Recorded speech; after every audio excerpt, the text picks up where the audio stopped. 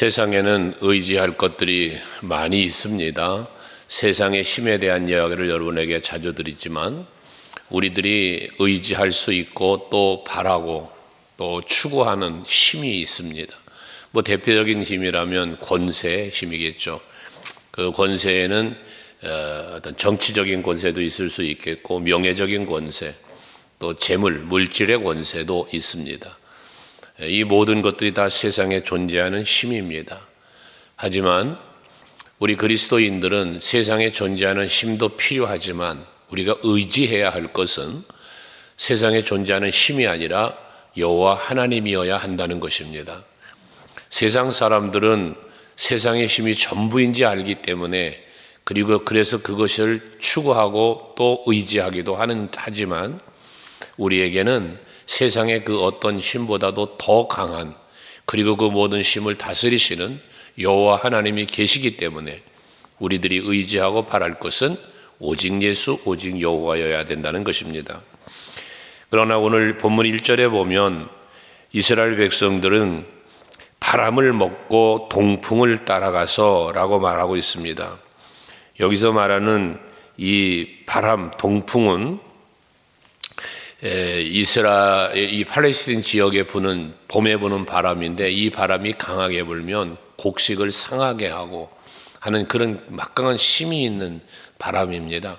바람이라고 그러죠. 근데 그 바람을 따라갔다는 것은 뭘 말하는 겁니까? 악을 따라갔다는 거예요. 세상의 권세를 따라갔다는 거거든요. 그래서 그 뒤에 보면 그렇게 따라가서 뭐합니까? 종일토록 거짓과 포악을 더하여. 거짓과 포악은 누군가를 해하는 거예요. 자기 욕심 때문에, 자기가 추구하는 무엇인가 때문에 남을 해하는 것입니다. 그게 거짓이고 포악이거든요. 동풍이, 봄에 부는 이 동풍이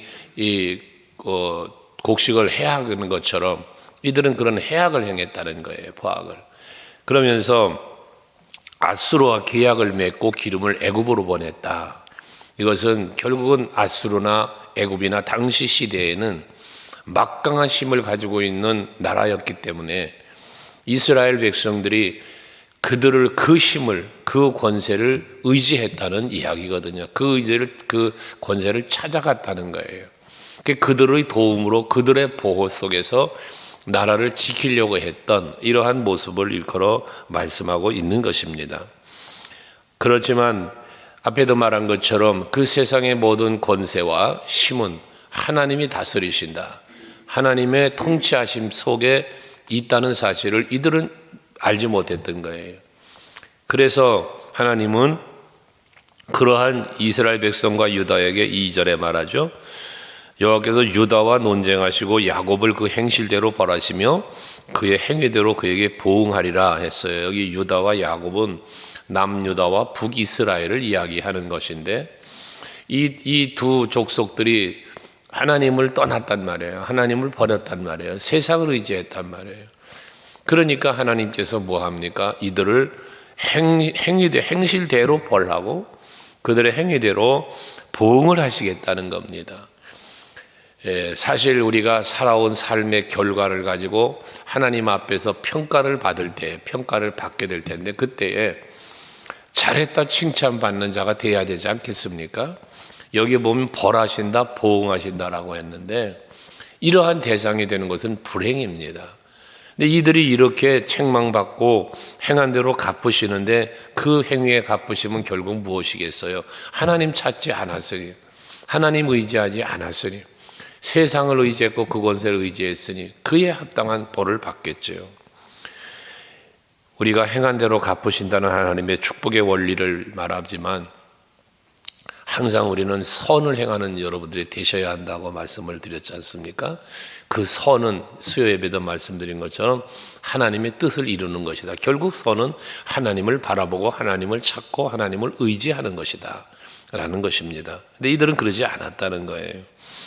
그러면서 3절에 야곱은, 여기 3절에 말하는 야곱이나 뒤에 12절에 말하는 야곱은 창세기 나오는 야곱을 말하는 거죠. 2절에 말하는 야곱은 이스라엘 백성 전체를 말하는 건데, 여기 3절에서 말하는 야곱은 창세기 야곱을 말하는 거예요. 그 야곱에 대해서 말하기를 야곱은 모태에서 그 형의 발뒤꿈치를 잡았고 또 힘으로는 하나님과 겨루되 천사와 겨루어 이기고, 이게 뭐냐면 형 에서의 낯을 피하여 외삼촌 집으로 도망을 가다가 그 베델이라고 이름한 그곳에서 하나님을 만났고, 또 형 에서의 돌아오는 집으로 돌아오는 중에 또 에서를 만나기 앞서 야복 나루토에서 기도하며 하나님과 사자와 씨름하고 그 이스라엘이라는 이름을 받았던 이야기를 여기 기록하고 있는 거예요. 이 말씀에서 핵심은 무엇이냐면 거기에 보면 4절에 그랬습니다. 하나님 앞에서 저가 울고 간구를 할 때 하나님은 베델에서 그를 만나셨고 거기서 우리에게 말씀하셨다. 이 핵심이에요. 집을 떠나서 형을 피하여서 도망가던 야곱, 그리고 다시 돌아올 때 에서가 두렵지 않습니까? 그 두려울 때에 야곱, 그러한 야곱에게 하나님이 만나 주셨다라는 말씀을 하는 거예요. 그리고 말씀하셨다. 이 말씀은 언약이죠. 이 야곱을 이렇게 도망갈 때 만나 주시고 돌아올 때 만나 주셔서 그 앞에 놓여 있는 고난, 문제, 이 문제를 해결해 주신 하나님을 말씀하는 거란 말이죠. 그러면 오늘날 우리들도 마찬가지, 하나님이 여러분 만나 주셨고 하나님은 여러분에게 말씀을 주셔서 뭐 하게 하는 거예요? 소망을 갖게 하시고, 절망 중에 소망 갖게 하시고, 문제, 두려움의 문제를 해결해 주셔서 평안하게 하시고, 이게 야곱에게 주셨던 하나님의 은혜지 않습니까? 이 야곱에게 주신 이 은혜가 오늘 우리들도 받아 누리는 복이라는 사실을 우리는 잊지 말아야 된다는 거예요. 그러면서 5절에 말하죠. 여호와는 만군의 하나님이시다. 여호와는 그를 기억하게 하는 이름이다 그랬어요. 이 만군의 하나님이라는 것은 다윗도 외쳤던 만군의 이름이지만, 이 만군의 하나님은 모든 우주 만물을 다스리고 통치하고 지배하시는 하나님이에요. 그러니까 이 하나님은 만군의 하나님으로서 모든 만물을 다스리고 섭리하시는 하나님이시니까 그 모든 섭리 가운데에 우리가 살고 있잖아요. 그러니 우리는 그 섭리에 뭘 받는 거예요? 은혜를 받는 거예요. 하나님의 보호를 받고 있고 하나님이 베푸시는 은혜를, 복을 받고 우리는 살고 있단 말이죠. 그러니 우리가 뭐 해야 돼요? 그 만군의 하나님이신데 그 뒤에 뭐라 그래? 기억할 이름이라 그랬단 말이에요. 그러니까 하나님이 우리를 다스리고 섭리하고 베푸시는 은혜와 복을 뭐 해야 돼? 기억할 수 있어야 된다는 거예요, 우리가. 야곱에 대한 이야기는 창세기 35장에 베델에 올라가라는 말씀이 있잖아요. 우리가 말씀을 알듯이 뒤에 이제 12절도 나옵니다만은 12절에도 보면 이제 야곱이 아람들로 도망하였으며 예삼촌 집으로 가는 걸 말하는 거잖아요. 거기 가서 이스라엘이 아내를 얻기 위하여 사람을 섬기며 아내를 얻기 위하여 양을 쳤고, 이 라헬을 얻기 위해서 그곳에서 살았던 삶에 대한 이야기를 뒤에 12절도 기록한 것처럼 여기 앞에서 3절 4절은 예삼촌 집으로 도망갔다가 돌아오는 과정을 말했고요. 이 모든 되어지는 일 가운데서 뭐 했냐? 야곱은 하나님을 잊어버렸다고 그랬잖아요. 하나님을 기억하지 못하는 거예요. 하나님을, 그 은혜를 저버린 거예요. 그리고 그냥 자기가 누리는 세상의 평안, 에서와의 문제도 해결됐으니 문제가 없잖아요. 풍요로움도 있잖아요. 세겜 땅에서 그 하나님의 은혜를 베델로 올라가서 제단 쌓겠다는 서원한 걸 잊어버리고 거기서 살다가 딸 강간당하고 자식들은 살인죄를 범하고 이런 일이 벌어졌지 않았어요? 그 다음에 하나님이 찾아와서 하신 말씀이 뭐예요? 너 형 에서의 낯을 피하여 도망가던 때에 너에게 나타나셔서 말씀하셨던 그 하나님을, 그 서원했던 그 베델을 기억하라는 거예요. 기억. 야곱이 그 말씀을 듣고 내가 그랬지 하고 그걸 기억하고, 그리고 식솔들을 이끌고 그리고 베델로 올라가는 이러한 일이 있었지 않았습니까? 여호와의 이름은 기억되어야 할 이름이라는 것. 여러분들에게도 만군의 여호와시거든요. 모든 여러분의 삶의 현장을 다스리고 통치하고 섭리하고 보호하고 은혜 베푸시고 복 주시는 하나님 말입니다. 그러니 우리는 뭐 해야 돼요? 그 하나님을 늘 기억해야 돼요. 그 은혜를 잊지 말아야 되는 거예요. 그래서 6절에 그런즉 너희 하나님께로 돌아와서 인애와 정의를 지키며 항상 너희 하나님을 바랄지니라 했어요. 야곱을 놓고 다시 돌아봐도 외손집으로 도망갈 때도 거기서 사는 동안에도 다시 돌아오는 과정도 모두 다 어떻게 했어요? 하나님이 도우셨잖아요. 하나님이 보호하셨잖아요. 하나님이 그에게 은혜를 베풀고 복을 주신 거잖아요. 그럼에도 불구하고 잊어버렸단 말이에요. 그러니까 이제 우리는 뭐예요? 그 만군의 여호와를 기억하고 그 이름을 기억하고 그 하나님을 에게로 돌아오고 찾고 바라고 의지해야 되는, 이게 우리의 신앙 생활이 되어야 한다는 것입니다. 거의 매일 아침 말씀드리지만 우리는 정말 다시 말합니다. 하나님을 찾아야 돼요. 만나야 돼요. 의지해야 돼요. 그분을 바라봐야 돼요. 이게 우리 신앙생활이에요. 주와 동행하는 거예요, 이게. 그러니 하나님은 그걸 우리에게 말씀하고 계신다는 거죠. 그러면서 7절 이하에는 이스라엘 백성들의 잘못된 부분을 또 말씀하시는 거예요. 그들 이렇게 하나님이 너희들을 지켜줬고 보호해줬고 복 주시고 은혜 베풀었는데 너희들은 하나님께 돌아와야 되고 하나님을 찾아야 되고 바라고 의지해야 되는데 이들은 어떻게 살았다는 거예요? 그들은 상인이라에 7절에 보면 상인이라, 그들은 손에 거짓 저울을 들었다는 거예요. 그래서 속이길 좋아한다. 여러분, 상인들, 장사하는 사람들 요즘에야 뭐 어떤가 모르겠어요. 과거에는 그 손저울이라고 하는 저울을 가지고 장사꾼들이 다녔어요. 제 어린 기억에 보면.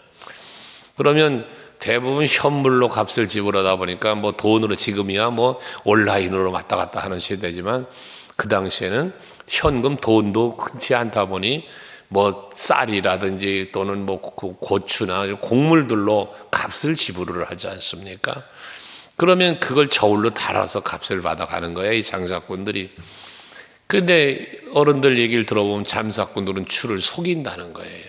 그래서 자기들이 더 많은 현물을 가져갈 수 있도록 그 저울을 어떻게 속인대요. 그래서 그런 속이는 저울을 이야기하는 거예요. 쌀을 파는 사람들도 손님들이 쌀을 팔려고 오면 막 흔들어서 대서 받고, 또 자기가 팔 때는 살살 담아서 팔고 그런다고. 그러면 그게 양이 차이가 난대요. 이게 속이는 거죠. 그게 일종의. 장사꾼들은 속이는 걸 얘기해요. 장사꾼이 남는 거 없다는 말은 거짓말이라고, 오죽하면 그런 말까지 나왔겠습니까만은. 그렇다고 상인들이 다 나쁘다, 그건 아니죠. 또 그거는. 그러나 통상적인 걸 말씀하는 건데 이들은 뭐했다? 거짓했다. 이 이스라엘 백성들이 뭐했냐면 가나안 사람들에게 속이면서 거짓하면서 자기의 이익을 추구했던 이들을 말하는 거예요. 하나님도 속였고 백성 이웃들도 속였고 거짓 맹세하고 이랬던 걸 말하는 거거든요. 그러면서 이렇게 악을 거짓하고 속이면서 자기 이익만을 바라고 추구했는데 8절을 보면 나는 부자다 하면서 내가 수고한 모든 것 중에서 죄라고 할 만한 불의를 내게서 찾아낼 자가 없다. 뭐하는 얘기예요? 그는 거짓말쟁이에요. 속이는 자였어요. 그런데도 불구하고 스스로 말하기를 난 잘못한 게 없다는 거죠. 내 잘못을 찾을 자가 없다는 거죠. 이렇게 말을 한다는 거예요. 그러나 여러분, 우리는 알아야 할 것은요, 사람은 속일 수 있어요. 하지만 하나님은 속일 수 없다는 사실을 결코 잊으면 안 돼요. 하나님은요, 여러분들의 마음의 생각까지도 감찰하신다잖아요. 다 보고 계시고 다 듣고 계시고 다 알고 계시는 분이 하나님이세요. 그런데 우리가 마치 사람을 속이는 것처럼 하나님도 속일 수 있다고 생각을 하는 거예요. 이게 잘못된 어리석은 삶의 생각이에요. 하나님은 만홀히 여김을 받지 않으신다고 그랬어요. 하나님은 속일 수 없어요. 그 앞에 우리는 다 드러나는 거예요. 이 생각을 가져야 돼요.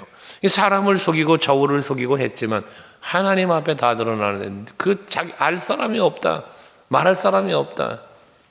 여러분, 아니거든요. 항상 우리는 그래서 하나님을 두려워해야 되는 거예요. 하나님을 두려워하는 이유는 너무나 나를 잘 아시기 때문에 두려운 거예요. 의인은 없나니 하나도 없다잖아요. 우리에게는 다 죄성이 있어요. 생각의 죄, 입술의 죄, 행동의 죄가 우리 가운데 다 있어요. 하기 때문에 하나님은 다 아시기 때문에 우리가 뭐 하는 거예요? 회개하는 거잖아요. 하나님 잘못했습니다. 내가 잘못을 깨닫게 하나님이 해 주시니까 회개하라고. 그것이 여러분, 그게 지혜로운 자예요. 그게 은혜 안에 사는 자의 비결이란 말이에요. 그러면서 9절에 네가 너는 애굽 땅에 있을 때부터 나는 네 하나님 여호와다. 애굽에 있을 때부터 네 하나님 여호와라. 이게 뭐예요? 포로 생활할 때 이 애굽에서 그 이방에서 종노릇할 때 그때도 하나님이셨다는 거예요. 우리의 하나님이었다는 거예요. 또 장막에 거주하기를 명절날에 하던 것 같게 하리라. 하나님이 이제 그 자유를 주어서 뭐예요? 가나안을 주시는 거잖아요. 이런 은혜를 하나님이 주신다는 거거든요. 궁극적으로 하나님 나라죠. 여러분들에게도 마찬가지죠. 내가 죄 가운데 있을 때에도 하나님은 나의 하나님이셨어요. 내가 죄로 인하여 하나님과의 관계가 막혀서 하나님을 몰랐을 뿐이지. 그러나 이제 하나님이 나를 찾아오시고 예수가 찾아오시고 그 십자가 은혜와 성령의 역사하심으로 내가 그런 죄인이었음을, 또 예수 십자가로 내가 그 죄가 사함받았고 다시 사망에서 생명으로 옮겨지고 하나님의 자녀가 되었음을 깨닫게 되고 믿게 되었잖아요. 이게 하나님의 은혜라는 것이죠. 그러면서 10절에 내가 여러 선지자에게 말했고 이상을 많이 보였으며 선지자들을 통하여 비유를 베풀어 놓으라. 깨닫게 하려고.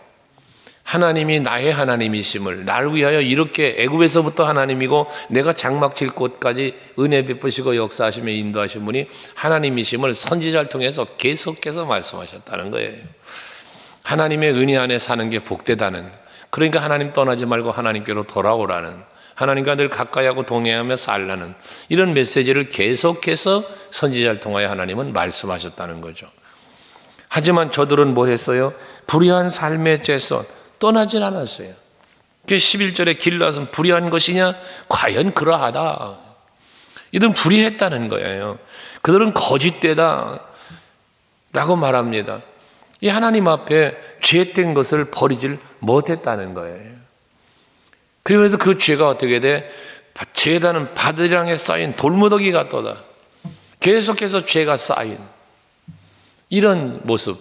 죄가 쌓인다는 얘기는 뭐합니까? 회개하지 않았다는 거예요. 여러분, 죄를 쌓아놓지 마세요. 어떠한 죄든지 죄를 범하지 않으면 최고지만 아까 말했잖아요. 우리에게는 죄성이 있어서 죄를 범할 수 있다고. 그러면 그때 바로 회개하는 거예요. 바울이 그래서 날마다 내가 죽는다잖아요. 날마다 죽는데요. 우리는 날마다 회개해야 돼요. 그래야 죄가 쌓이질 않는 거예요. 죄가 쌓이는 게 아니라 하나님의 은혜가 쌓여야죠. 하나님의 주시는 복이 쌓여야죠. 죄가 쌓이면 그거는 하나님 앞에 옳지 못한 삶을 사는 거예요. 그러면서 이제 야곱이 아까 12절 목사 본 것처럼 야곱은 자기의 육신의 욕망 때문에, 자기의 육신에 원하는 것 때문에, 라헬 때문에 그 외삼촌 집에서 그 수년간을 땀 흘리며 고생했다는 이야기잖아요. 그러면서 그렇지만 그랬던 야곱을 하나님이 뭐 한 거예요? 이스라엘 만들어서 이 민족을 이루게 해주신 거잖아요. 그것처럼 애굽에서 종노릇하고 있던 저들 한 선지자로 저들을 애굽에서 이끌어내고 모세를 말하죠. 모세 한 벌을 보내서 이스라엘 백성을 이끌어냈고, 또 14절에는 에브라임의 경노하게 함이 극심하였으니 그의 주께서 그의 피로 그의 위에 머물러 있게 하시며 그의 수치를 그에게 돌리리라 했는데, 선지자를 통해서 구원하신 하나님의 은혜를 잊어버리고 살아가는 저들에게 하나님은 뭐 한다는 거예요? 경노한다는 거예요. 그 경노가 극심했다는 거예요. 그것이 뭐냐? 피 흘림이라 그랬어요. 여기 그 피로 그 위에 머물게 한다. 여기서 말하는 그 피는 뭐냐면 이들이 흘린 피예요. 그럼 이들이 흘린 피는 두 가지, 하나님 앞에 죄가 되는 두 가지 피 흘림이 있는데, 첫째 하나는 선지자를 죽인 거예요. 예수도 죽였잖아요. 선지자를 죽인 죄. 또 하나의 죄는 우상 앞에 드린 피 흘림의 죄. 우상 앞에 드리는 우상에게 제물을 드리기 위해 흘린 피예요. 이 피에 대한 하나님의 보응이 있다고 하는 말씀을 하는 거예요. 앞에 행한 대로 갚으신다라고 말씀을 하신 것처럼 말입니다. 여러분, 우리는 세상 바라보거나 또 세상 것을 추구하지 말고 예수 바라보고 여호와만 바라보며 사는 여러분 되셔야 돼요. 우린 세상을 떠나 사는 게 아니고요, 세상 속에 사는 거거든요. 그래서 이 세상을 떠날 수가 없어요. 세상 속에 살지만 세상에 살면서 세상 것에 빠지지 말고 세상 것에 매이지 말고 주를 바라보는, 하나님의 나라를 소망하는 그런 삶을 사는 것이 신앙이고, 그게 곧 하나님이 기뻐하심이라는 사실을 기억하시고 오늘도 주를 바라보고 하늘의 소망을 갖고 살아가시는 여러분 모두 되시기를 바랍니다.